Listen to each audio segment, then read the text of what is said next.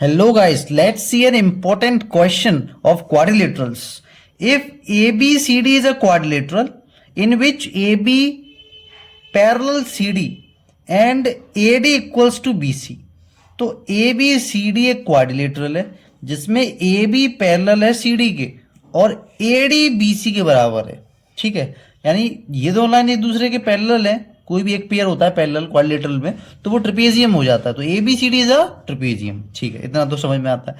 अब हमको प्रूफ करना है एंगल ए जो है वो एंगल बी के बराबर है। We have to prove this. ठीक है, तो अब देखिए सोचिए अब हम इसको कैसे कर सकते हैं। ये लाइन इसके पैरेलल दी है। ठीक है, तो इन दोनों का सम 180 होगा, ए और डी का, और बी और सी का सम 180 होगा, क्योंकि एंगल ऑन सेम साइड और पैरेलल साइड का सम कितना होता है 180। लेकिन इन दोनों के बीच में कोई रिलेशन नहीं आ पाएगा, तो कोई और तरीका है। तो देखिए इसका बेस्ट तरीका है यूजिंग कंस्ट्रक्शन, मतलब अपनी साइड से कुछ हम इसमें कंस्ट्रक्ट करेंगे टेम्पररी। वो क्या होगा, एक लाइन हमको ड्रॉ करनी है सच दैट वो एडी के पैरेलल हो, यानी एक सी लाइन हमको क्या करनी है, ड्रॉ करनी है, वो एडी के पैरेलल हो और बी को ई से मैच कर देना, यानी draw CE parallel AD. CE को एडी के पैरेलल ड्रॉ करना है। ठीक है, तो अब देखिए यहां पे क्या हो गया। अब ए बी सी डी के पैरेलल थी, since A B C D के पैरेलल थी, ए बी सी डी के पैरेलल थी, तो क्या हुआ, अब ए बी को तो एक्सटेंड बी तक किया है, तो बी ई भी पैरेलल होगी किसके, सी डी के। ये बी बी पैरेलल भी होगी सी डी के, तो पूरा ए भी तो पैरेलल हो जाएगा सी डी के, यानी तो ए ई भी पैरेलल हो जाएगा किसके, तो देयरफॉर जो ए ई होगा वो भी पैरेलल हो जाएगा सी डी के। एंड और जो हमने अभी ड्रॉ किया है सी तो पैरेलल है ही है किसके, ए डी के, जो हमने ड्रॉ किया। तो दो पेयर अपोजिट साइड्स एक दूसरे के पैरेलल है दोनों पेयर, तो यानी ए ई सी डी क्या हो गया यहाँ पे, इज अ पैरेललोग्राम हो गया। यहाँ पे क्या हो गया, एक पैरेललोग्राम हो गया। ठीक है, यहां तक सिंपल है। अब जरा ध्यान से सुनिए, अगर ये पैरेललोग्राम हो गया तो पैरेललोग्राम में अपोजिट साइड्स क्या होती हैं, इक्वल होती है। तो जो एडी होगा वही तो सीई होगा, जो एडी होगा वही तो सीई होगा। तो since in parallelogram opposite sides are equal, opposite sides equal होती हैं, है ना। तो क्या हो गया, इससे क्या हो गया, जो ए डी होगा वो किसके बराबर है, सी के बराबर है।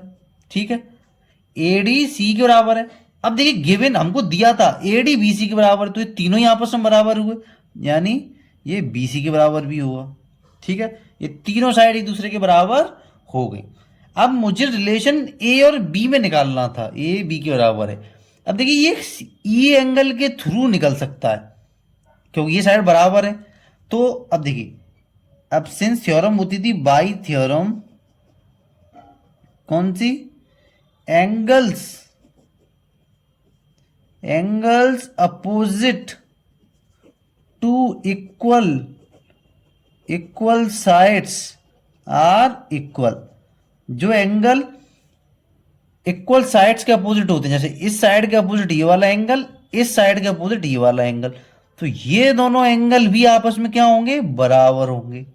ठीक है, यानी क्या हुआ यहाँ पे, angle C B E.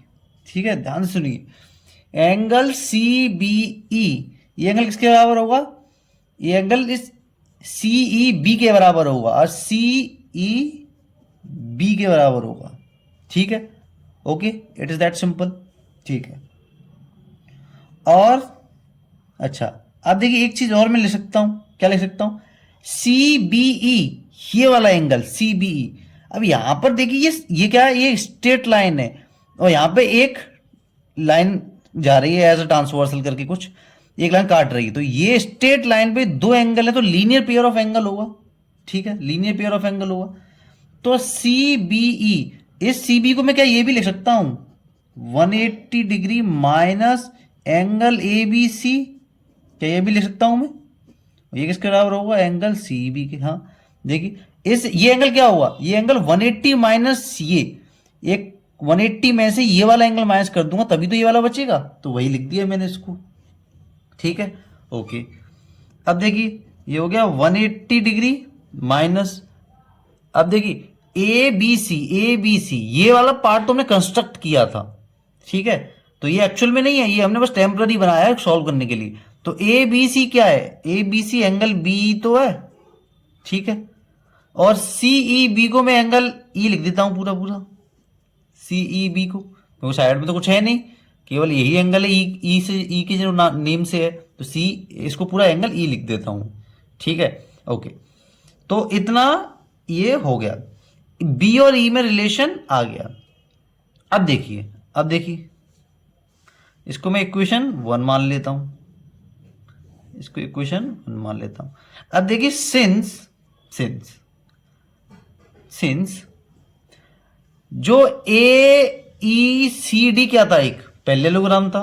Since A E C D is a parallelogram, A C D क्या है? एक पैरेललोग्राम है।